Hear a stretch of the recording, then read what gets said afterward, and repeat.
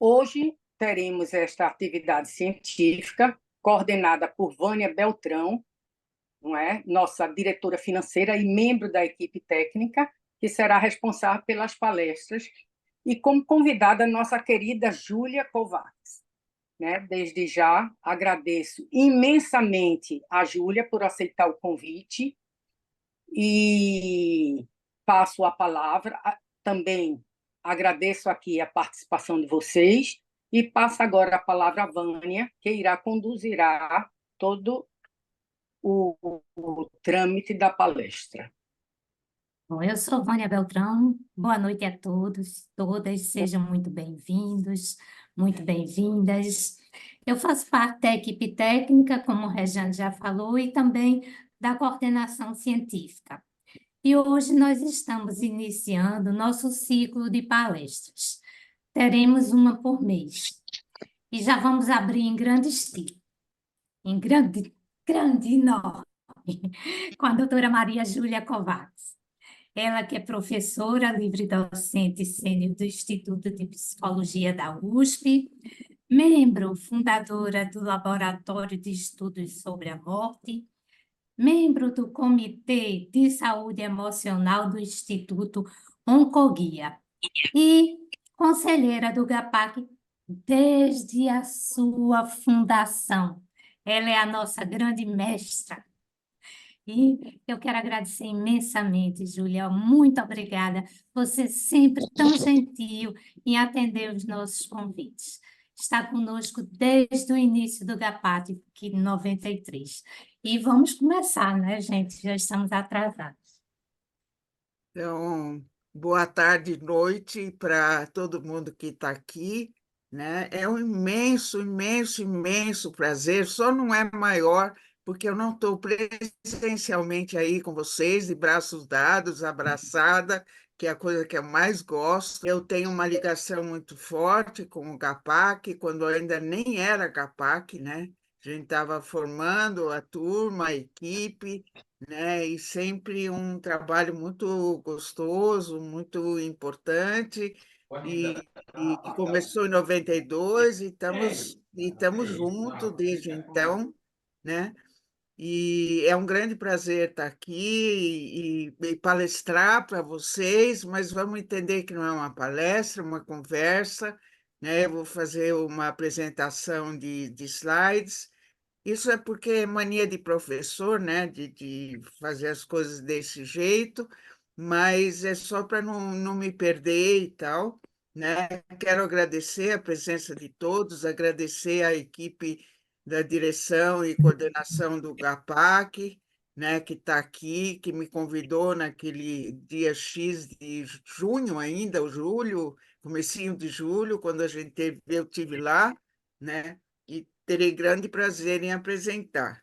Agora eu vou rezar para o santo do Zoom, né? Porque eu fiz até um teste com a turma, deu certo, mas vamos ver se vai continuar dando certo. A ideia é a seguinte: eu vou estar apresentando slides para vocês, né? E deixa eu ver. Estão vendo? E agora eu vou apresentar, vou colocar no modo apresentação. Apresentação. Acho que agora deu certo. Vamos ver se passa ainda, né? Então, a ideia é essa. O tema que a gente escolheu foi psico-oncologia, cuidados a pacientes e familiares, né? Aí vocês têm o endereço do nosso site, do Laboratório de Estudos sobre a Morte, que vocês podem visitar quando quiserem, né? Tem ali os nossos filmes, tem lá resenhas, tem lá uma bibliografia ampliada, então vocês podem usar e abusar do site, né? E, enfim. Então, eu pensei nessa apresentação, muitos de vocês sabem já do que eu vou falar e tal, mas, enfim, é uma ideia para a gente trocar e depois a gente ter um tempinho para perguntas, né? Então, se vocês quiserem já anotar no chat, vocês podem, ou então depois a gente terá um tempinho para vocês falarem e perguntarem e comentarem, discordarem, que vocês tiverem vontade. Está passando? Tá. Então, eu pensei em começar a falar sobre câncer em relação ao século XXI, mas lembrar que o câncer é uma doença de todos os séculos, é uma doença muito antiga, né? Se tem registros, né? Uma bibliografia interessante é o livro Câncer, Imperador de Todos os Males, né? Eu posso depois passar a bibliografia. E aí ele traz fatos muito tocantes e profundos sobre o câncer durante toda a história da humanidade. Então, é um sonho nosso acabar com o câncer, mas eu acho que a gente não vai conseguir acabar com ele, mas a gente vai conseguir cada vez conviver de uma maneira possível com câncer, lembrando sempre que a questão hoje é que o câncer não é mais visto como uma doença letal, como uma doença que mata, né? E sim como uma doença crônica que tem várias etapas, vários estágios, né? E que hoje, vamos dizer, tem uma importância muito grande a gente pensar numa questão que é a qualidade de vida, né? Então, ao mesmo tempo que a gente tenta combater a doença, é muito importante não combater a pessoa, né? E garantir a sua qualidade de vida, né? Então, no século XXI, nós temos hoje diagnósticos precoces e específicos, e tem uma batalha muito grande pelas políticas públicas para garantir que isso seja oferecido pelo SUS também, né? Toda a possibilidade de um diagnóstico o mais precoce possível e um tratamento o mais breve possível. Então, já está na lei. O problema é que, muitas vezes, a lei acaba não sendo cumprida, mas essa é uma batalha importante. Esse instituto do qual eu sou voluntária, né, o Instituto Oncoguia, é um instituto que se preocupa muito com isso. Então, a Luciana Holtz está sempre lá no Ministério, brigando e tentando que os tratamentos sejam acessíveis a todos. Os tratamentos são cada vez mais precisos, né? No livro do Mukherjee, né, que é o autor do Imperador de Todos os Males, ele conta histórias realmente muito difíceis, né, dos inícios dos tratamentos que eram muito violentos. Isso mudou hoje muito, embora ainda os tratamentos tragam efeitos colaterais e tal, mas eles são cada vez mais diminuindo esses efeitos colaterais, sendo cada vez mais voltados para um alvo específico, mais eficazes, e nós temos hoje vidas prolongadas, no bom sentido, e, infelizmente, às vezes no mau sentido também, que eu vou comentar com vocês. Então, hoje é muito frequente você encontrar pacientes que têm a doença oncológica vivendo 5, 10, 15, 20 anos ou até mais, né? Convivendo com uma doença como outras também que a gente acaba convivendo, como pressão alta, diabetes, enfim, outras doenças, mas, infelizmente, a representação do câncer ainda fica muito ligada à morte e sofrimento. Mas isso já não é mais uma realidade tão frequente, né? E hoje há uma exigência muito grande de qualidade de vida. Então, não é só a questão de combater a doença, né? Mas você ter o acesso a medicações, a atividades físicas, a atividades psicológicas, sociais e espirituais, né? Que promovem a qualidade de vida. Ou seja, não é sobreviver, mas é viver cada vez com maior qualidade, né? Hoje a gente tem uma oferta bem grande de informação, além do Google, sites, livros e tal, que são trazidos em linguagem acessível, lives, YouTubes, enfim, que trazem informação e principalmente esclarecimento, né? O que a gente tem que tomar muito cuidado é com sites ou lugares que não são idôneos, que trazem informações falsas, que desviam o paciente e a família do caminho vamos dizer, de uma recuperação, de uma possibilidade de convivência com a doença e qualidade de vida.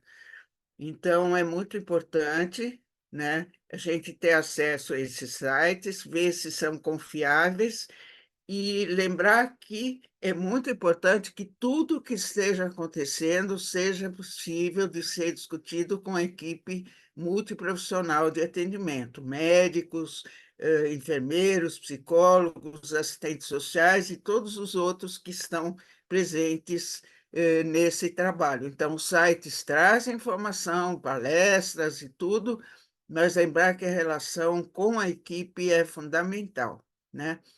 E também hoje não há discussão sobre isso, de que a família faz parte do atendimento, né, porque a unidade de cuidados é paciente e família. Então, muito importante que a gente cuide da família também, que muitas vezes passa por situações difíceis, complicadas, de medo, de angústia, de tensão e tal, e que eu vou falar sobre isso também, né?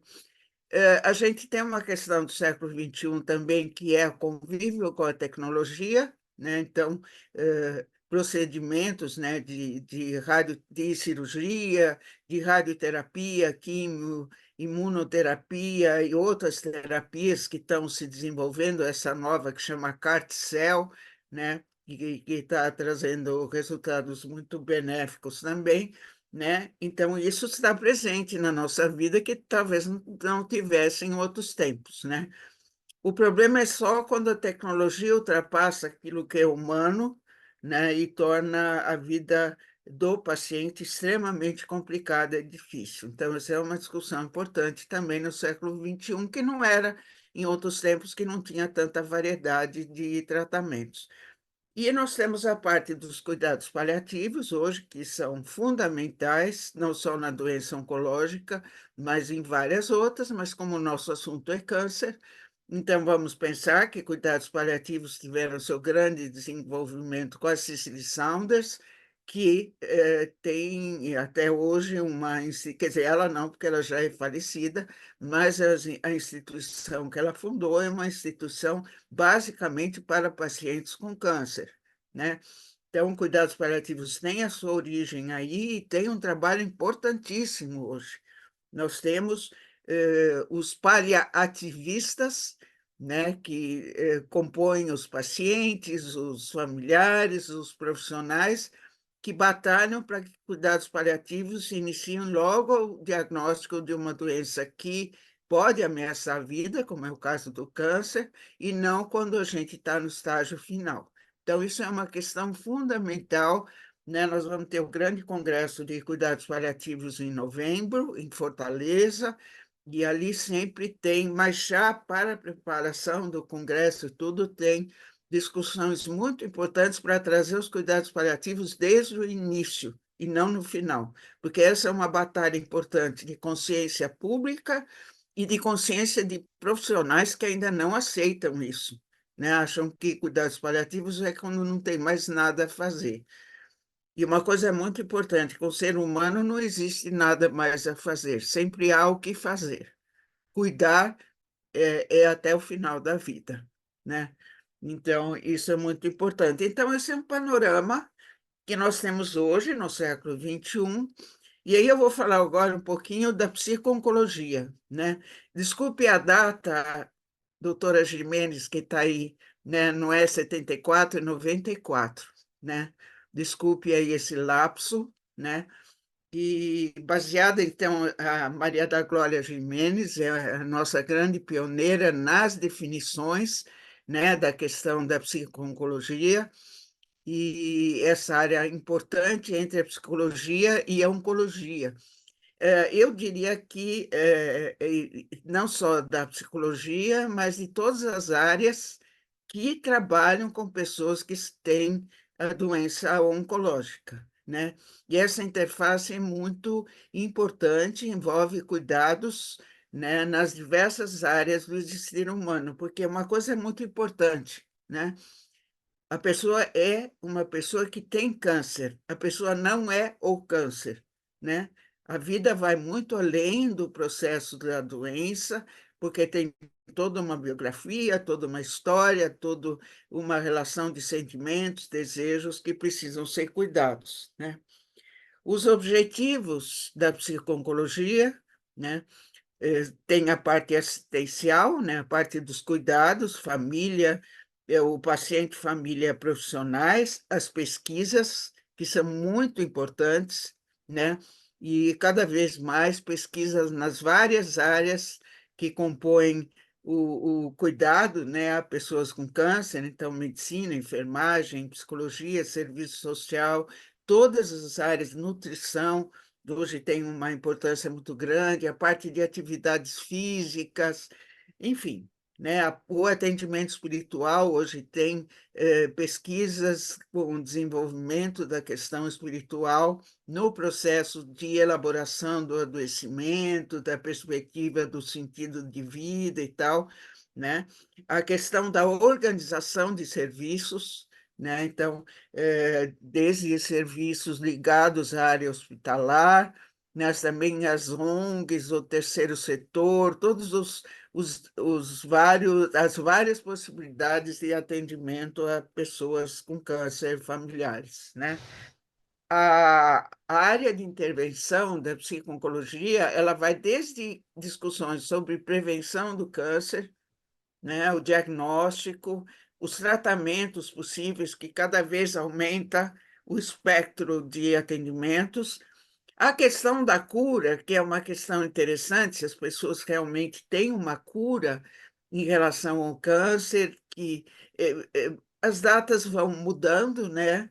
Mas, na verdade, há uma representação também simbólica, né, sobre o que significa ter a cura, né? Acreditar nessa cura, ou conviver com o processo da doença durante suas várias etapas, né?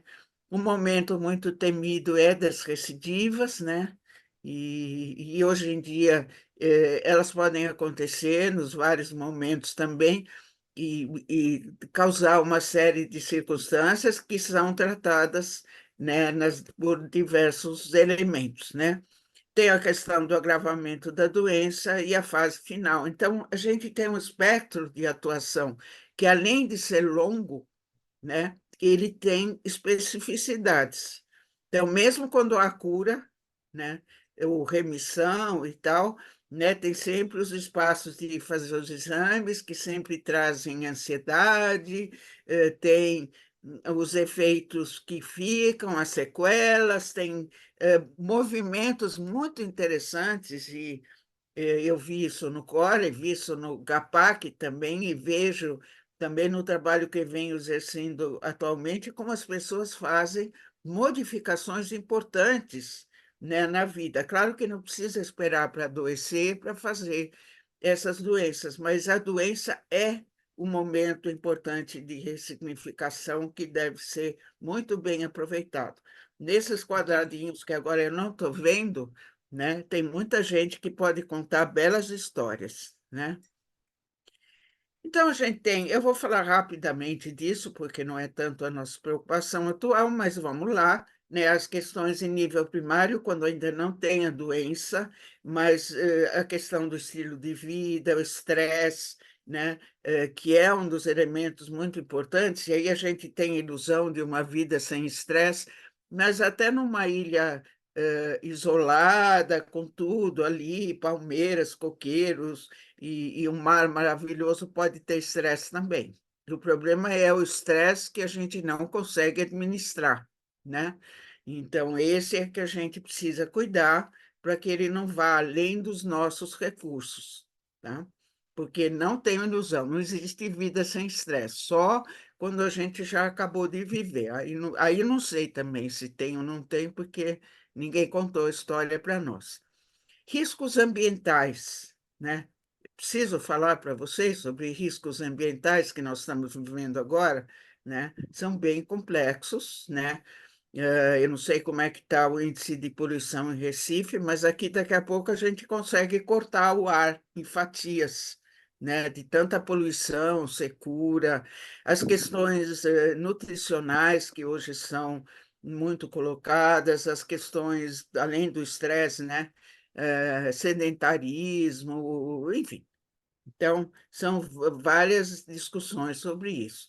No nível secundário, a gente já tem o possível risco do adoecimento, né, ou a doença, e aí a discussão é sobre o diagnóstico mais precocemente possível, porque quanto mais precoce, maior a possibilidade de recuperação, de cura, em muitos casos, né, com toda a relatividade que a palavra cura possa ter, ou de cuidados da doença. Então, quanto mais rapidamente detectado e tal, melhor a possibilidade. As pessoas de alto risco, então, pessoas que são tabagistas, que usam álcool, questão da alimentação hoje é uma questão cruel, né?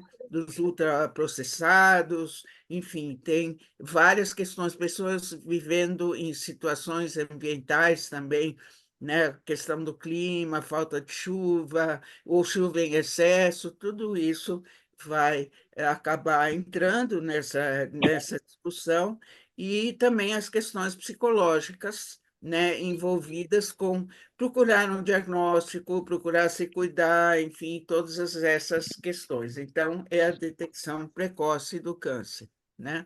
No nível terciário, já temos os tratamentos, né, que é uma questão importante hoje, e tem um trabalho muito importante também, que é de Olha, Olivete, por favor, desliga o seu microfone, tá? Facilitar a adesão aos tratamentos, né? Porque os tratamentos ainda têm uma como é que eu vou dizer, uma representação de sofrimento, ainda hoje, né, a questão da perda dos cabelos, a questão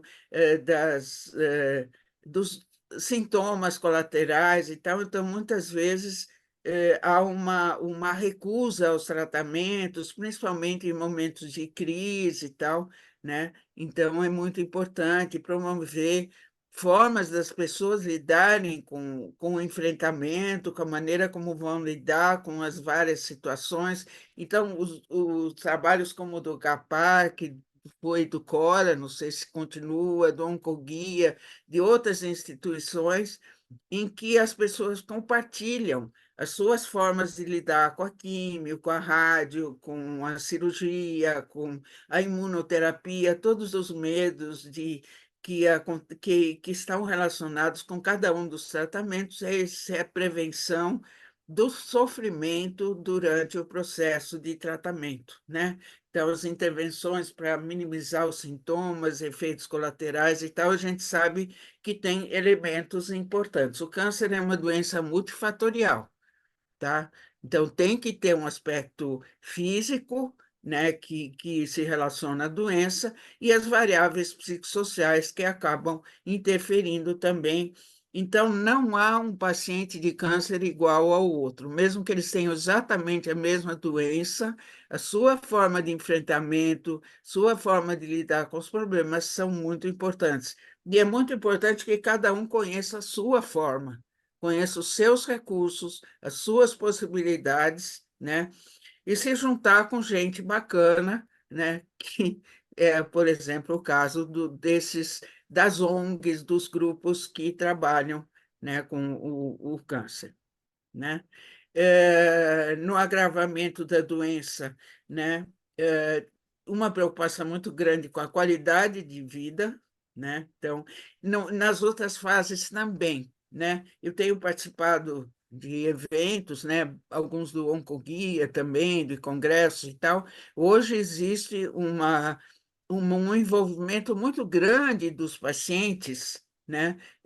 Nas suas questões do tratamento, de como eles se sentem, quais são as coisas que são difíceis, e essa troca, esse compartilhamento, ele é muito importante. Então, os pacientes, junto com os profissionais, estão reivindicando cada vez uma melhor busca de garantir medicação e tratamentos que não só combatam a doença, mas que também permitam uma boa qualidade de vida. Então, a abordagem multidisciplinar é fundamental, Eu estou falando de coisas que parecem óbvias, mas em muitos casos não se leva a coisa seriamente, né? De que é muito importante um trabalho médico, mas também psicossocial, e hoje em dia cada vez mais entrando a questão espiritual. E a questão espiritual que não é a restritiva, que não é a submissa, mas é uma postura espiritual até de questionamento e de busca daquilo que é mais importante para nós enquanto estamos vivos, né? Isso é muito importante até o final da vida, né? Então, esses cuidados, não só no final de vida, mas no final de vida, eles adquirem uma característica talvez um pouco diferente do que quando a gente ainda está num processo interventivo da doença, com a químio, com a rádio, com outras formas de medicações e tal, mas outros elementos começam a entrar também com uma força muito grande, né? Que se vinculam aos cuidados dos alívios de sintomas, né? Que muitas vezes são fortes, estão presentes e tal, né? E também com a busca de processos que ajudem a uma compreensão, sentido de vida, qualidade de vida e tal, que é muito importante. Lembrando hoje que nós temos pessoas que vivem com câncer por muitos anos. Então, nada mais justo que as pessoas tenham qualidade de vida nesses anos. Não é a questão só de prolongar a vida, né? Mas é essa vida com qualidade. Já dizia a nossa querida Saunders, né? Que ela mesmo teve câncer, né? E ela mesmo acabou se cuidando no recurso que ela criou. Então, ela foi bem esperta, vai fazer um pouquinho de gozação com ela, né? Ela foi muito esperta, ela criou um recurso fantástico, maravilhoso e tal, e ela foi cuidada lá com aquilo que ela considerava fundamental no cuidado dela. Então, é muito importante o incremento dos programas de cuidados paliativos, domiciliares e institucionais. Então, cada vez mais o trabalho domiciliar é importante, né? Inclusive o SUS tem essa perspectiva também, mas precisa ter qualidade. Não adianta só mandar para casa e dizer que lá é o melhor lugar, né? E sim ter uma relação forte com os hospitais e com as instituições para ter essa parceria, né? Cuidar da dor total, que foi preconizada pela Cicely Saunders, que envolve os sintomas físicos, psíquicos, sociais, espirituais, né? A necessidade, os desejos dos pacientes, sua história de vida, suas escolhas. Essa é uma batalha muito grande, eu vou falar um pouco mais sobre isso, né? Como é que está sendo essa decisão sobre os tratamentos, decisões compartilhadas com pacientes informados, esclarecidos, né? E a sua autonomia, né? E trabalhar o luto antecipatório, esse é um conceito importante que tem sido desenvolvido, que o luto não é só no final da vida e na morte, o luto é durante o processo de adoecimento, as perdas e as limitações que a doença provoca. Então, há perdas, né? Há limitações que poderão ser lidadas, que poderão ser enfrentadas, que poderão ser eliminadas, né? Poderá ter recursos de várias ordens e tal, mas para você fazer esse processo de elaboração, você precisa ter espaço para falar dessas perdas, dessas limitações, né? Seja o paciente e também os familiares. Então, a gente vai falar sobre isso, tá? Então, vamos lá. Vão anotando as perguntas, né? Para depois a gente poder discutir.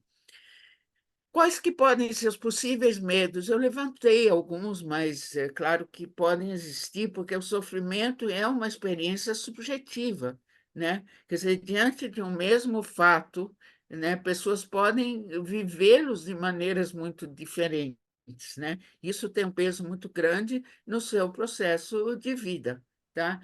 Então, um dos grandes temores do paciente oncológico é tornar-se sobrecarga para a família, e isso ser uma situação bastante difícil, né? Ter a dependência, o sofrimento em várias esferas, né? Desde os problemas somáticos, às vezes a sensação de isolamento, abandono, né? Que a doença acaba promovendo, porque tem que eventualmente largar o trabalho ou não poder participar das atividades com a família, né? Cuidado, viu? Por favor, desligue o microfone, Lourdes. Obrigada. A sensação de abandono. Então, são queixas bastante frequentes dos pacientes, mesmo nos dias de hoje, com toda uma divulgação sobre a importância de cuidar disso, é muito importante isso ser discutido, ser trabalhado, ser acolhido, ser cuidado, né? E ter uma doença, não ver o sentido de continuar vivendo, embora as pessoas, como já disse, né, vivem às vezes muito tempo com a doença. Esse desinvestido, né, é uma situação ainda que está talvez hoje menos presente, mas ainda presente, né? Ah, você tem uma doença terminal. Câncer como doença terminal. Câncer é uma doença hoje em dia visto como doença crônica e não terminal, né? Você vê como terminal, muitas vezes pode fazer uma ideia de que é inútil, né? Não adianta fazer nada, eu vou morrer disso mesmo. Interessantemente, hoje muitas pessoas não morrem de câncer, né? Mas vivem com câncer. Então, é muito importante a questão de como a gente se sente no mundo, como que a gente vê o nosso pertencimento nesse mundo. E de que maneira o câncer às vezes pode dar a ideia de que eu não pertenço mais a esse mundo, né? Então, isso é uma questão importante de ser conversada. O medo de não ter quem cuide, porque não tem família, porque não tem, às vezes, os recursos, né?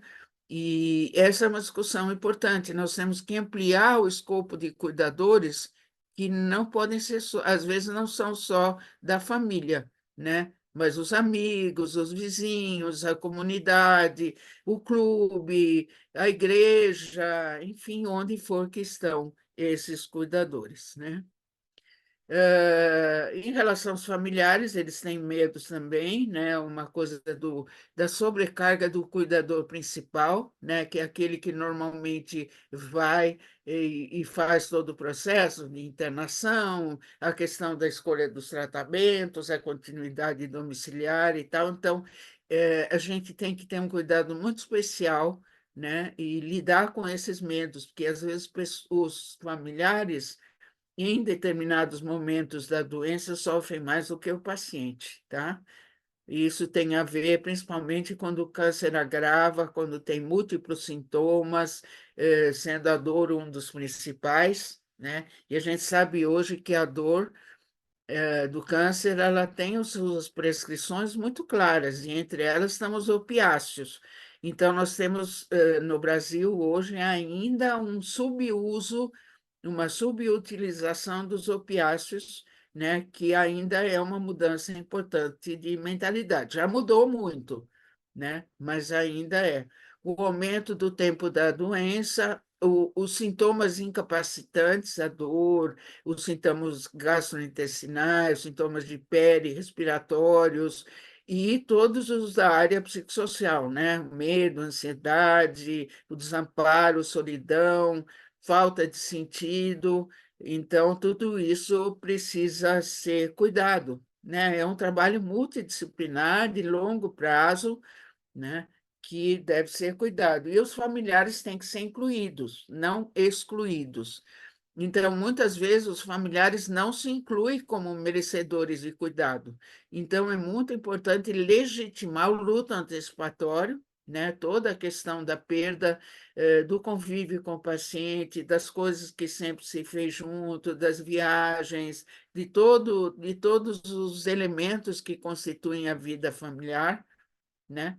De não conseguir tratar em domicílio, né? Então, essa fantasia do melhor cuidado em domicílio, às vezes é mesmo, é possível, mas às vezes não é. né? E porque não há condições, porque tem que trabalhar, porque não tem com quem ficar. Então, o desenvolvimento dos centros-dia de cuidados a pacientes com câncer era uma perspectiva importante do St. Christopher's, né? Que é o recurso da Cicely Saunders. Eu não eu conheço alguns, né, que estão começando a ter essa ideia de que o paciente então pode ficar nesses lugares, ter atividades sociais, ter atividades de encontro, né? E elas poderem ser ampliadas, né? Porque muitas vezes não tem como ficar em casa, né? E, por razões econômicas, não poder oferecer os melhores atendimentos. Hoje nós temos uma praga, mas também uma necessidade absoluta, que são os seguros de saúde, os planos de saúde e tal, que eu digo que são uma praga porque eles estão cada vez mais cancelando instituições, cancelando tratamentos e tal, e essa é uma batalha diária, diária de instituições para lutar por esses direitos dos pacientes, né? Essa questão de doença pré-existente, enfim. Então, são questões importantes que a vida está trazendo para a gente hoje, porque as pessoas estão vivendo mais tempo, mas elas precisam de tratamento, né? Então, a unidade de cuidados é paciente e família, né? Então, câncer, como qualquer outra doença que ameaça ou limita a vida, afeta o equilíbrio familiar, né? Então, as pessoas têm que inserir dentro das suas vidas, tanto o paciente como os familiares, a questão dos tratamentos, a questão da logística, de todas as coisas, além do temor, né? Sempre do temor. Agora, talvez não tão grande da morte, que a morte vai acontecer, mas do sofrimento até a morte. Então, essa é uma questão importante, né? Sobrecarga financeira, psíquica e tal, para os recursos que a gente tem, né? A necessidade de reorganização, então, quem vai fazer o quê, como, porque alguém tem que assumir as atividades do paciente, enquanto ele não pode realizar essas atividades, mas ele poder realizar o máximo possível, né? E a redistribuição de papéis e responsabilidades. Então, essa organização familiar, ela é muito importante, porque, de novo, assim como cada pessoa tem os seus recursos, os seus modos, cada família tem os seus próprios, né? Então, desde famílias que se organizam para fazer as coisas junto, divisão de tarefas e tal, mas a gente ouve, mesmo em grandes famílias, aqueles que não se envolvem, que não querem saber, que não estão aqui ou que não têm condições e tal, e acaba sobrecarregando pessoas. Então, o trabalho de cuidado às famílias é muito importante, né? Então, é muito importante essa questão, né, dos cuidados paliativos, né? Cuidado da dor total, acho que isso eu já falei, até, né? Trabalhar com as necessidades, desejos, história de vida, biografia, autonomia, são hoje termos muito importantes em discussão, né? Incluir os pacientes em atividades psicoeducacionais. Eu não sei o quantos pacientes estão aqui, acredito que vários, né? Ligados ao GAPAC, ou ligados a outras instituições, e que eles possam participar e possam ter conhecimento e tal, que é muito importante. Em muitos congressos de psico-oncologia, já foram oferecidas um dia, um período para reunir pacientes, em que os profissionais que são convidados do congresso ou outros especificamente por isso, promovem atividades psicoeducacionais com pacientes, né? Eu lembro de vários congressos que a gente organizou que tinha essa tarde ou essa manhã para os pacientes, né? Então, o conhecimento da doença, o conhecimento dos processos e tal é muito importante. Claro, se o paciente não quer de forma nenhuma, não deverá ser obrigado, mas é importante que ele seja estimulado a conhecer a sua doença e a poder participar das escolhas de tratamentos e tudo mais, né? Pacientes podem adoecer, então a gente precisa cuidar disso, é um aspecto preventivo, tem a ver com luto antecipatório, né, por todas as cargas e sobrecargas e limitações que os pacientes têm, o medo do processo de morrer, não só da morte em si, mas que essa morte seja com sofrimento e com dor.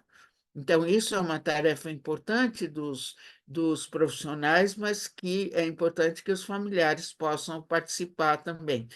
Sentimentos intensos e ambivalentes, né? Uma das coisas que, assim, eu desejo que a pessoa morra sem dor, sem sofrimento, mas eu não quero que ela morra de jeito nenhum, porque eu não sei como é que eu vou conseguir viver sem ela.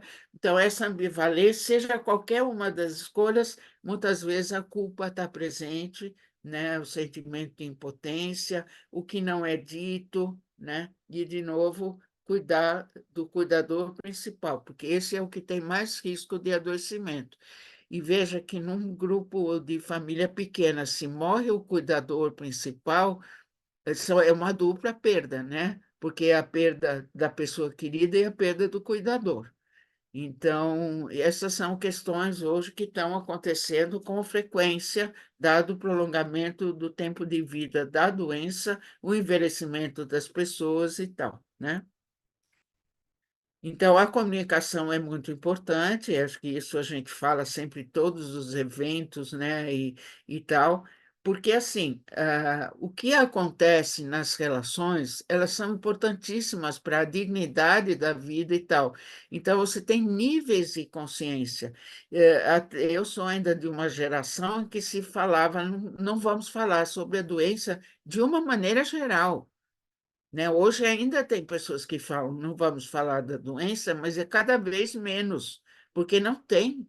Com todo o jogo de comunicação que se coloca, muitas vezes o paciente sabe o que está acontecendo e tal, e aí ter essa camuflagem, né, de não falar, então o paciente não sabe, não vamos falar, o paciente desconfia, mas não tem comunicação. Tem a consciência mútua, isso eu acho bem interessante. Todos sabem, mas ninguém fala, né? E aí existem. Eu estava relendo, gente, eu aconselho a vocês lerem um livro do Drauzio Varela que chama Por um Fio. Que homem fantástico é esse, gente? Pelo amor de Deus. Eu estou tentando falar com ele de alguma forma, mas eu não sei como é o melhor jeito de falar com ele. Nesse Por um Fio, ele conta várias situações que ele viveu com os pacientes, né? E o Drauzio Varela foi um dos primeiros oncologistas do nosso país, quando ainda não tinha.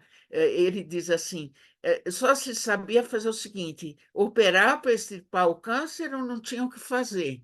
E aí ele, um irmão dele e tal, eles começaram, né? E começaram o desenvolvimento da oncologia clínica, né?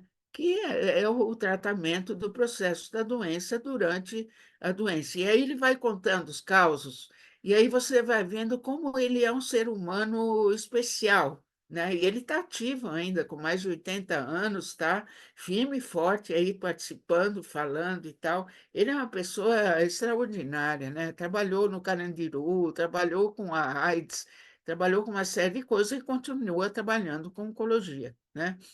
E aí ele fala histórias que a gente sabe, mas nas palavras dele, ele é um escritor também, né? Todos sabem, mas ninguém fala, né? Então, os subterfúgios, as formas e tal são impressionantes, né? O paciente não tem câncer, mas ele está sendo tratado no Hospital do Câncer, né? O paciente não tem câncer, mas está fazendo quimioterapia. Não, mas é uma prevenção. Que prevenção? É um cuidado à doença importante, né? E a consciência aberta quando todos sabem e falam a respeito, né? Então, essa é a melhor dos mundos, né? Os vários cuidados para os pacientes envolvem desde o plantão psicológico, grupos de acolhimento, psicoeducação, grupos de autoajuda. Eu gostei, agora vocês mudaram o nome, né? Grupo de autoconhecimento, né? Que é importante, com abordagem temática, que é o trabalho do CORA, do CAPAC, não sei se tem outras instituições. A psicoterapia é sempre importante, seja individual ou em grupo. o atendimento hospitalar e os cuidados paliativos. Então, a gente tem várias modalidades de cuidados que são importantes, né? E é muito importante também, eu vejo ainda que há uma resistência muito grande para ir além dos atendimentos médicos, né? Então, isso também, de novo, é um trabalho de consciência pública que é muito importante, né? Então, falando para o ensinando o Padre Nosso para vocês, mas, enfim, para algumas pessoas pode ser alguma novidade, né? O trabalho de intervenção psicossocial, né? Que é o trabalho em grupo, né? Que vai cuidar das vertentes psicológicas, sociais, espirituais, né? Então, esse processo de autoajuda ou de autoconhecimento, ele é muito importante, porque o que eu quero para mim? Né? Então, é muito importante eu poder saber isso, não só porque eu estou doente, mas porque eu sou pessoa. Eu sou pessoa com doença, eu não sou um doente. Né? Isso é uma aprendizagem muito importante, né? Porque a gente tem o resto da vida para cuidar junto com a doença. Né? Descobrir os recursos internos, reconhecer sentimentos. Então, e a gente sabe que medo, é difícil falar que tem medo e entender um pouco melhor esse medo. Então, aproveitem para assistir divertidamente. E, se possível, mandem um convite para mim, porque eu não vi ainda. Mas o Divertidamente 2 diz que é muito legal, né? Porque trabalha com essa ideia de que as emoções fazem parte. A emoção não é para truncar, né? A emoção é movimento. Né? Então, reconhecer que você tem emoções, às vezes não tão bonitinhas, não tão organizadas, né? É difícil sentir raiva de alguém, né?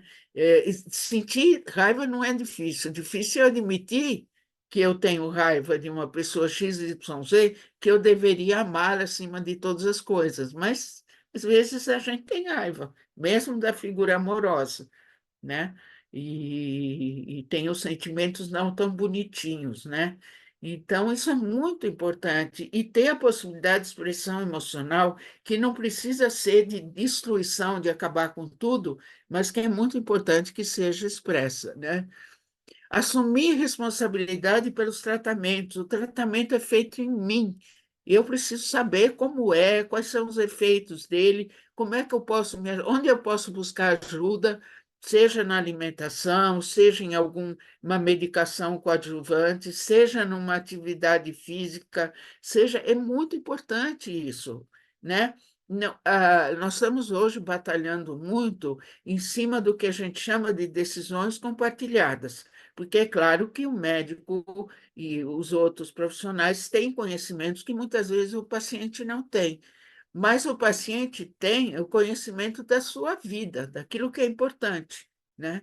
Então, isso é uma coisa, não dá para relegar e dizer, olha, vocês decidem e eu vou me submeter. Mas eu vejo isso acontecendo em muitos casos. E eu não vou discutir com o médico. Por que não vai discutir com o médico? Não precisa brigar, mas discutir, conversar, debater, pensar, refletir é fundamental. Ah, o médico sabe o que está fazendo, sabe, em parte, mas ele não sabe de você, não sabe ainda. Então, essa visão paternalista, ela ainda existe, muito forte, mas ela precisa ser mudada, né?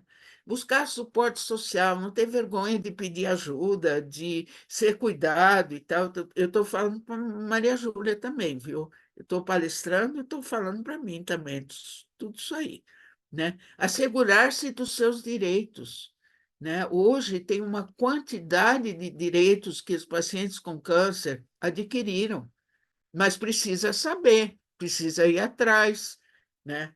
Então, por exemplo, o Instituto Oncoguia trabalha com essa questão que é muito importante, né, dos direitos dos pacientes e poderem ir atrás, né, de impostos, de carro, de rodízio, de várias coisas que são importantes, né, de ter direito ao atendimento XYZ, como se orientar para quando precisa judicializar, que é uma coisa terrível, mas às vezes tem que ir atrás mesmo. Então, todas essas coisas são importantes.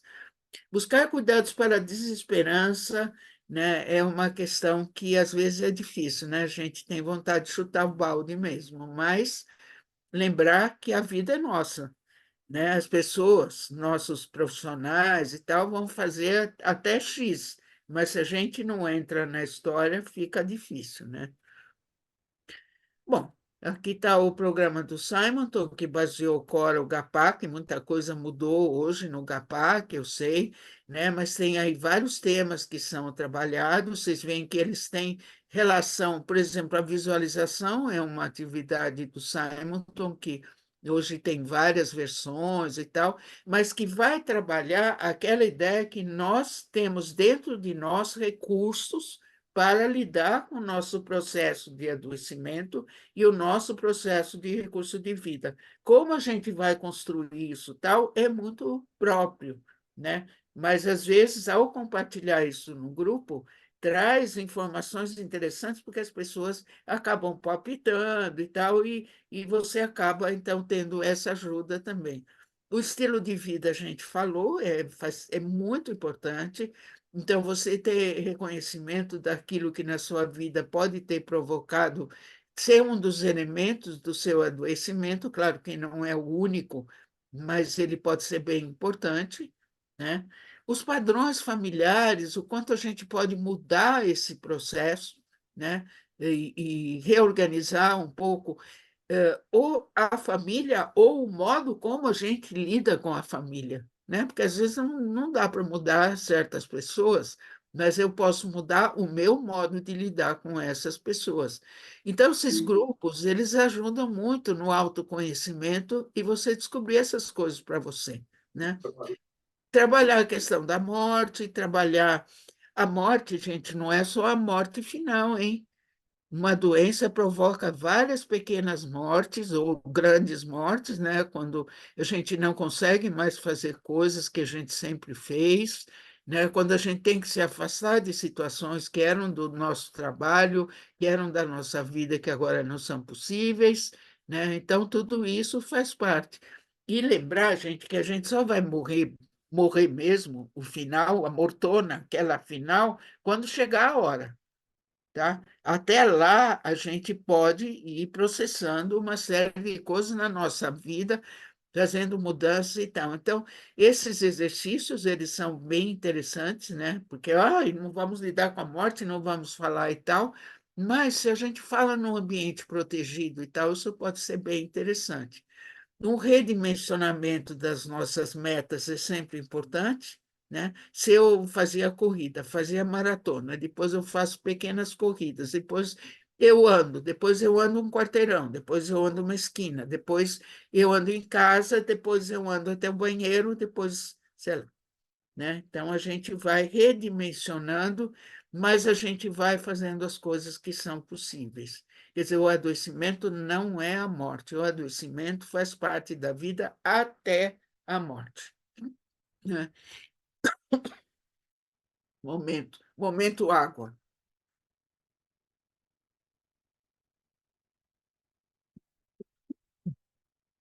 E a comunicação, né, que é fundamental, tá?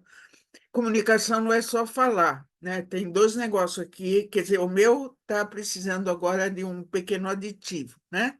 Mas é escuta, né? Escuta é fundamental, tá? Tem uma discussão hoje sobre empatia e compaixão que eu acho que ela está errada. A empatia é fundamental porque ela é o primeiro movimento de escuta. Eu preciso conhecer a outra pessoa. Eu preciso me conhecer, como profissional, preciso conhecer a pessoa com quem eu estou, né? Então, ela precisa falar do processo dela e eu tenho que assimilar o máximo possível, segundo a ótica dela, não a minha ótica, não o que eu acho, mas o que é para essa pessoa, para depois pensar junto o que é melhor fazer para cuidar do sofrimento, com paixão. Se você começa a fazer as coisas antes de ouvir, é muito complicado. Então, e todo congresso, todo lugar que eu vou, eu falo sobre isso, né? Eu dei muito tempo aula sobre Rogers, sobre aconselhamento, e tal, e tem um profundo respeito pelo conceito de empatia, que ele não é exclusividade dos psicólogos, ele é exclusividade do ser humano. Então, todo ser humano pode ser empático, né? Estar em contato com o sofrimento de uma outra pessoa. Isso é essencial, isso é importantíssimo. E aí, junto, pensar o que a gente pode fazer. Isso pode ser o marido, mulher de um paciente, pode ser filho, pode ser pai e mãe, pode ser colega, pode ser psicólogo, sendo que o psicólogo, então, vai trabalhar isso mais instrumentalmente nos seus vários processos terapêuticos, inclusive de psicoterapia, né? Então, a comunicação é muito importante, por isso o exercício dos grupos, né? Ele é muito importante, e mesmo num trabalho, por exemplo, como as rodas de conversa e tal, é muito importante um tempo primeiro de escuta. Então, um dos combinados é o seguinte: quando alguém estiver falando, essa pessoa fala até o fim, tá? E depois alguém pode comentar e tal. Até lá, microfone desligado, porque as rodas são online, né? Para poder ouvir o que essa pessoa tem a dizer. Então, a escuta, todos os seres humanos podem desenvolver, tá? Isso é muito importante. Luto antecipatório, então, não é só do paciente que vive as perdas e limitações, mas também da família, né, de tomar consciência de que há uma perda pelo processo de adoecimento, a expressão de sentimentos. Então, não é porque a pessoa está doente que eu não posso ter a expressão de um sentimento de raiva, por exemplo, ou de dúvida, ou de questionamento e tal, né? A doença não elimina a pessoa, né? Então, isso é muito importante para que se possa realmente aproximar o máximo possível aqui, quando eu estou cuidando da família, do sentimento que o familiar tem. E quando a gente tem a possibilidade de juntar paciente e familiar para conversar, é muito importante que cada um dos lados possa expressar as suas ideias, né? Mesmo que elas possam ser, às vezes, dolorosas, né? E no caso da família, é muito importante legitimar sentimentos, porque muitas vezes os familiares não aceitam que eles precisam de cuidados também. Eles precisam, né? Mas eles não têm dificuldade de admitir, porque muitas vezes sentem que estão roubando o espaço dos pacientes, né? Então, vocês vão encontrar a expressão familiar paciente oculto, tá? Não é para ser oculto, é para ser desocultado, né? E eu lembrar que todos os processos de luto que nós vivemos na nossa vida, seja perdas por morte ou perdas por circunstâncias da vida, são processos de aprendizagem existencial, meu e da outra pessoa, tá?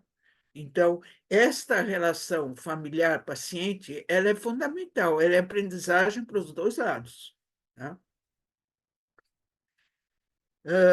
Facilitar o reconhecimento, reconhecer e compartilhar a realidade da possível morte, reorganização, investir em novos sistemas, novas organizações familiares, né? É interessante pessoas descobrirem que elas sabem e podem fazer coisas que nunca imaginaram que poderiam fazer, né? Ter os rituais familiares, aí já no processo de finalização, ou mesmo durante, né? Ter rituais, né, de oração, rituais outros de atividades, de ouvir uma música junto, de, enfim, o que for importante para os envolvidos na situação, são os pacientes e os familiares, né? Bom, aqui vocês sabem que tem uma discussão minha já bastante antiga sobre a questão dos tratamentos excessivos, que lembre-se, quando eu coloquei a contextualização no século XXI, nós temos hoje, a cada grande congresso de oncologia nos Estados Unidos, milhares de novos, milhares não sei, mas centenas de novas drogas e processos e tal, quimioterapias cada vez mais sofisticadas e tal, mas só que tem um momento que a gente tem que parar. né? Não dá para continuar um processo que, na verdade, acaba combatendo a doença e o paciente junto. Então, um tratamento que combate o paciente junto, como eram os primeiros tratamentos de quimioterapia com gás mostarda, enfim, eram terríveis. Eram sofrimentos atrozes causados pelo próprio tratamento. Iatrogenia, né? É o tratamento que provoca sofrimento. Hoje nós temos isso atenuado, porque os tratamentos são mais específicos e tal, mas tem uma hora que tem que parar, porque os efeitos dele são diminuídos e os efeitos colaterais aumentam. Então, se houver um desbalanceamento entre o benefício e os efeitos colaterais, né, ou seja, os efeitos colaterais são mais fortes do que os benefícios, é hora de parar. E qual é essa hora de parar? Quem é que vai definir? Né? Então, essa é uma discussão atual muito grande do paciente poder expressar quando ele não quer mais um dado tratamento e isso ser conversado, isso poder ser aceito, desde as diretivas antecipadas até as conversas com o médico que você já tem há muito tempo. Então, diz, doutor, agora chega, eu não quero mais. Ah, mas sim, não e tal. Então, é uma discussão, né? Não é porque o paciente diz um dia eu não quero, que você vai dizer, tá bom, não quer, não quer, está resolvido. Não, vamos conversando. Tem algum tratamento que talvez não seja tão eficiente como esse para combater a doença, mas preserva a minha qualidade de vida, porque eu quero ainda andar no jardim, porque eu quero cozinhar, porque eu quero ainda fazer uma pequena viagem ou uma grande viagem, ou quero conhecer esse, aquele, quero conversar sem estar absolutamente nauseado e sem vontade de nada. Então, essas são discussões e propostas atuais, porque a gente tem possibilidades impressionantes hoje, mas a gente vai prolongar até quando, né? Então, esse é um grande problema para não cairmos na distanásia, que é o processo do prolongamento do processo de morrer com sofrimento. Este é um problema atual. Século XXI, temos UTI, temos um monte de coisa, e a pergunta é para fazer, não é, como é? Então, isso tem que ser discutido. E aí eu lembro sempre de Leucir Pessini, uma pessoa muito querida, que diz o seguinte: podem ser interrompidos os tratamentos, mas não os cuidados. Quer dizer, pessoas continuam a receber os melhores cuidados para alívio e controle de sintoma, mesmo que não sejam mais para combater a doença. Então, a gente tem tratamentos que combatem a doença, tem cuidados para alívio e controle de sintomas e qualidade de vida. Lembrar que qualidade de vida hoje é uma questão essencial, e o paciente participa disso porque é uma questão subjetiva. O que é qualidade de vida para mim pode não ser para a Ana e vice-versa. Tá? Só dando um exemplo, porque ela está na minha tela, né? Mas pode ser para qualquer um de vocês. Lembrar que não há solução para a morte. Nós não vamos deixar de morrer, viu, gente? Eu não sei se vocês sabiam, né? Mas a gente pode trabalhar para que o final de vida seja com dignidade e com qualidade. E lembrar que uma morte com dignidade ajuda o processo de luto dos familiares também. Porque quando eles veem os pacientes se debatendo, quando eles vêm tendo o delírio, né, que é quando a toxina entra e provoca agitação, confusão mental, uma situação extremamente difícil, quando o paciente está lá na UTI meses, sem nenhuma melhora e tal, isso tudo interfere de forma negativa no processo de luto. Então, ter uma morte com dignidade, com qualidade, é um elemento fundamental no existir humano, porque a morte não é um problema médico, viu? A morte é um problema existencial, é da nossa vida. E aí, a nossa querida Cicely Saunders, eu procurei em todos os lugares qual é exatamente o texto dela onde essa frase aparece, mas todo mundo cita essa frase. Então, eu vou citar também: o sofrimento só é intolerável quando ninguém cuida, né? Então, Cicely Saunders abençoou essa palestra aqui da gente, ela está aqui conosco, ela contou para mim, né? E ela deixou eu usar essa frase dela que tem tanto sentido. Então é isso, minha gente. Agora nós podemos, então, não sei, são 7h20, né? Temos ainda um tempinho. Oba, estou vendo todo mundo. E aí, gente, foi bom? Maravilhoso, Júlia, maravilhoso. Olha, sua palestra, como sempre, muito enriquecedora. Gente, olha, a gente vai dar um tempinho para as perguntas. Vocês podem fazer pelo chat ou diretamente, assim, a doutora Ju. Vamos lá. Ana levantou a mão? Eu não Vocês vi. sabem que tem um recurso embaixo que chama React. No meu está como Reações, tem a Reaction. mãozinha, tem a mãozinha. É, Não, é eu a levantei mãozinha. para dizer, olha aí uma mãozinha já aí, de um de vocês. Ou não? A Não vi, mãozinha não. da Glória. Glória levantou a mão, tá ali, vá, Glória. Glória, vá, abra seu microfone, Glória. Bom, primeiro eu queria agradecer a Julinha, que realmente a competência de juntar diferentes conceitos e trazer para nós que sofrimento também é subjetivo, qualidade de vida é subjetivo, sentimentos e avaliação de sentimentos são subjetivos, mas que tem algumas coisas nessa área para manter qualidade de vida e morrer com dignidade que pode ser seguida, que não é subjetivo, a gente pode ver com mais clareza e tentar realmente ajudar que essas regras, por exemplo, de letiras antecipadas, elas sejam realmente implantadas e usadas. Muito obrigada, Júlia. Obrigada a você, Glória. Nós somos entrimestras. O que quer dizer entrimestras? Claro, a Glória começou e trouxe conceituações muito importantes para nós, e a gente foi crescendo junto, né, Glória? Foi. E Foi desde sim. os primeiros, a Glória coordenou o segundo Congresso de Psico-Oncologia em Brasília, né? E é uma das pessoas que mais milita na área, né? E é um prazer ter você aqui, né, Glória? E a gente Obrigada. trocar ideias, né, que são bem importantes. Obrigada, viu? Obrigada a você. Quem mais? Pode ser pelo chat, se não quiserem falar, podem escrever.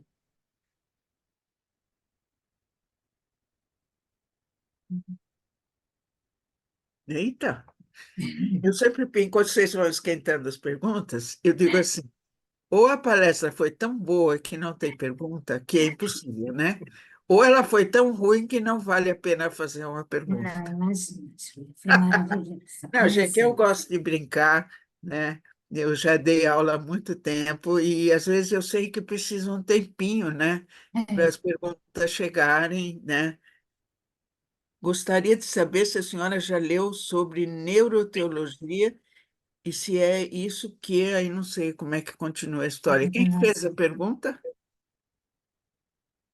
Eu vi, deixa eu abrir aqui para ver se eu acho. Eu acho que foi uma pergunta direcionada ao seu privado. Eu não estou vendo, só que agora está batendo, está dando microfonia.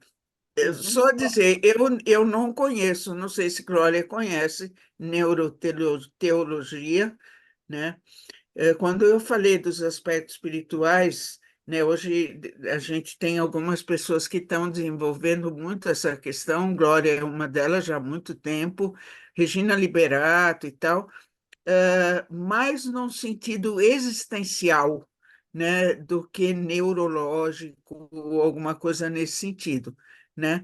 Hoje existem até escalas, mas eu acho que uma das coisas bem interessantes é como as pessoas falam, né, do seu modo de lidar com a questão, seja da divindade ou seja do sentido de vida, né? Numa perspectiva de espiritualidade laica. Eu achei bem interessante essa ideia de a Rita também, né, trabalhou bastante com a questão da espiritualidade. Você quer falar, Rita? Está querendo, sim. Abra o microfone, Rita.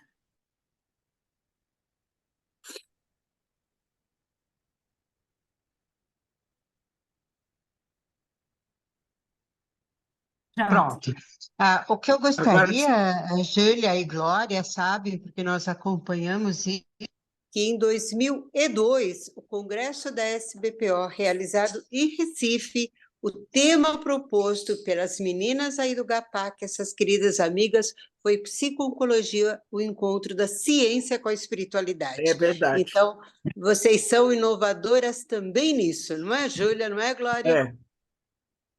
E você, Rita, também está militando bastante na área da espiritualidade, né?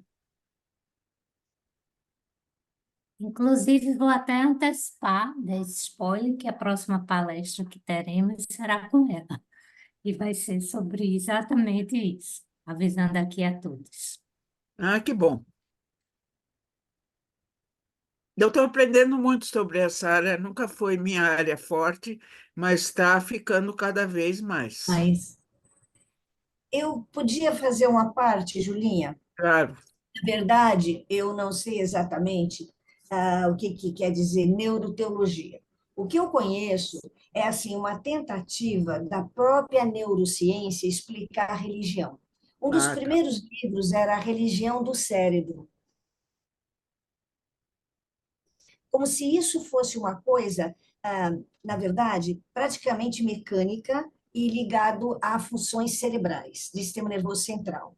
Na verdade, eu tenho achado muito mais interessante a gente trabalhar e entender do ponto de vista existencial, inclusive usar a própria logoterapia, quando o Viktor Frankl traz o conceito de espiritualidade inconsciente, como é que você faz energia no processo terapêutico, eu acho que, eu pessoalmente acho mais interessante. Não precisa ser científico, não precisa ser neurológico para religião e fé serem aceitas, né? Perfeito. Eu acho que é essa a grande questão, né? Ela é humana porque ela traz respostas existencialistas e perguntas existencialistas. Perfeito, Glória, concordo plenamente. Gláucia? há alguns estudos antigos, principalmente do Andrew Newberry, foram evoluindo aí das neurociências, que eles afirmam que há pontos no cérebro que são ativados especialmente em momentos de êxtase espiritual. Eu acho que é nisso que se pega um pouco mais. Acho que a Gláucia talvez possa falar também. Legal. Vai lá, Gláucia. Tá bom, obrigada. Ó, primeiro, Julinha, parabéns aí. Sempre é muito bom te escutar, né? A alegria da gente estar aqui nesse momento. O Eduardo pediu para dizer que teve que sair porque foi assistir jogo do Galo, é atleticano doente, então foi lá. Tá Mas perfeito. quero muito enfatizar, né, quando você traz o meu tema tão querido, realmente da questão familiar diante do conceito, né, e do contexto do câncer, que não é só a pessoa portadora de câncer que está adoecida.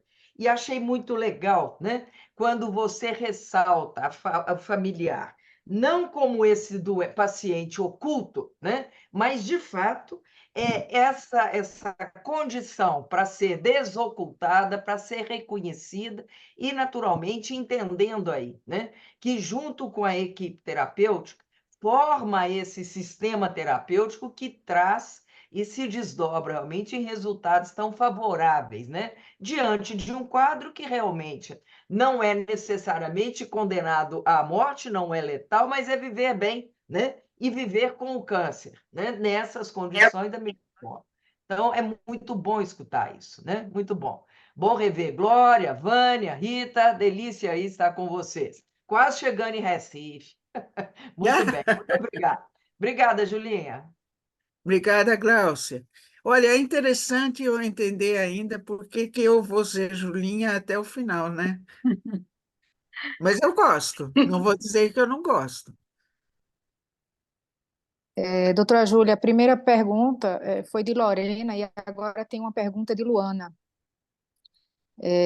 aí no chat.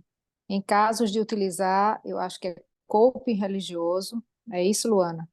Espiritual de forma negativa que possa interferir ativamente na adesão ao tratamento ou durante o mesmo, como é possível atuar visando proporcionar a continuidade do sujeito nos cuidados paliativos, por exemplo? Eu vou começar a responder essa questão, depois eu passo para as especialistas aí. A questão do coping religioso negativo, né? Ele, de alguma forma, ele é muito ruim, porque a ideia que a espiritualidade é universal e que as pessoas, todas elas têm uma busca espiritual tal, varia, né? Mas eu acho muito complicado quando a questão religiosa radical entra, né? E às vezes cria uma situação extremamente dolorosa de colocar a confrontação entre a questão religiosa, que vai resolver tudo, e os tratamentos, né? Que às vezes eles têm um efeito positivo, às vezes não. Então, muitos tratamentos eles têm que ser experimentados e tal, né, como toda outra situação. E aí você acaba criando um sofrimento muito grande para o paciente que oscila entre esses dois lugares que são importantes e acaba, às vezes, abrindo mão de tratamentos, deixando de fazer coisas e tal, porque tem a ideia que Deus, a fé, o XYZ, vai resolver o problema e tal. E quando realmente os tratamentos não dão certo, ou precisam ser modificados, aí vem a fala, de verdade não funcionou porque você não tem fé. Então, isso não pode. Agora, como é que nós, como profissionais, né, vamos lidar com essa situação? Eu acho que nós temos uma parte que se chama informação e esclarecimento, né? E aí a gente realmente tem que trazer isso para o paciente, que ele vai ter que resolver aí como é que ele vai lidar com essa questão. Eu acho que não cabe para a gente pode dizer qual é o lado negativo, né? Mas tem um momento que não é, a gente não consegue fazer isso. Tá? Então, até o momento que a gente consegue, a nossa tarefa de informação e esclarecimento é muito importante, mas tem um ponto sobre o qual a gente depois já não vai conseguir atuar mais. Uma outra forma de atuação importante que a gente tem é falar sobre a questão que esse tipo de situação provoca do lado negativo, seja em eventos, seja em palestras, seja em trabalhos de psicoeducação e tal. A pessoa tem a sua opção religiosa ou sua opção espiritual, a gente não vai mexer com isso. Agora, quando isso a gente está vendo que está promovendo um lado negativo de sofrimento, a gente tem que pelo menos apontar isso. Não sei, querem complementar? Ah, não, eu acho que você respondeu muito bem. Eu acho que aí volta a uma, em geral, aparece na pergunta, tem uma mistura entre religiosidade e espiritualidade. A religião pode atrapalhar muito. Então, uma forma da gente fazer isso, eu acho que tinha na pergunta, né, como é que se faz? Primeiro é esclarecer o que você falou, mas eu acho que a gente pode tentar ir para o eixo que é a espiritualidade. Toda religião, na verdade, é para incentivar a espiritualidade, mas necessariamente não faz isso. Então, uma coisa que às vezes eu faço com os meus pacientes, quando eu vejo que está atrapalhando mesmo e tem um sofrimento espiritual, é voltar para a conceituação mais ampla.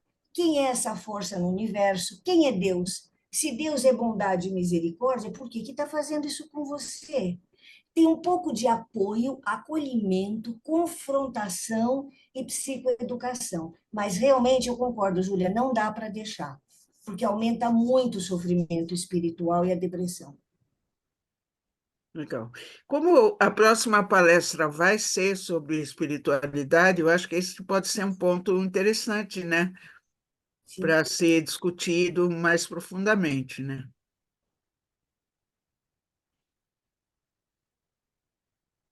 E aí, mais Com perguntas? certeza. Mais alguém pelo chat ou aqui?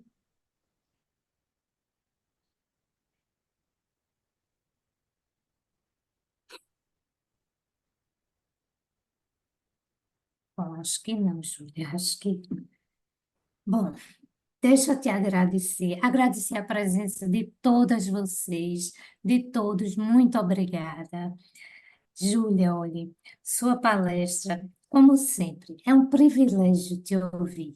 Sempre muito, muito bom. Você esclarece, cada vez que eu ouço você, você esclarece sempre as coisas, cada vez de uma forma melhor. Muito, muito obrigada. Olha, o GAPAC fica assim, de coração agradecido demais. Muito, muito, muito Eu obrigada. agradeço também a vocês.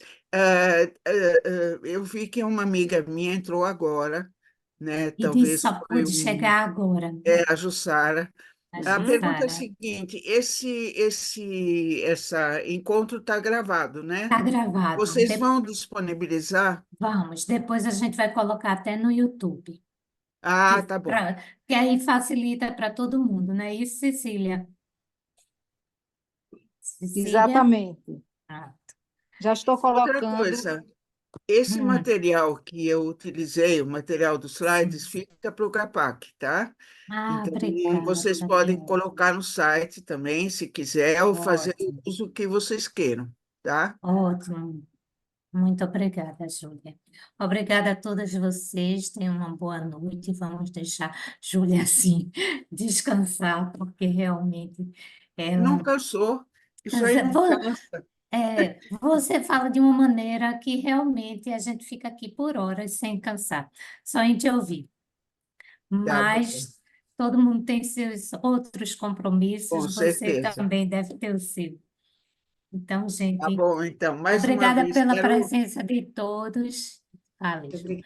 Não, só dizer assim, né? Eu tenho uma história muito forte com o Gapac, né?